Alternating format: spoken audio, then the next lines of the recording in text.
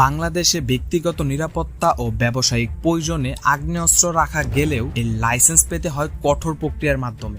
আবেদন, পুলিশি তদন্ত, জেলা প্রশাসকের সুপারিশ এবং স্বরাষ্ট্র মন্ত্রণালয়ের অনুমোদন ছাড়া লাইসেন্স পাওয়া যায় না।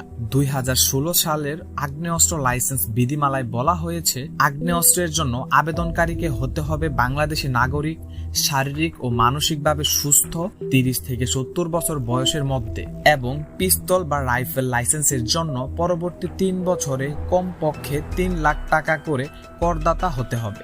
শটগানের জন্য 1 লক্ষ টাকা।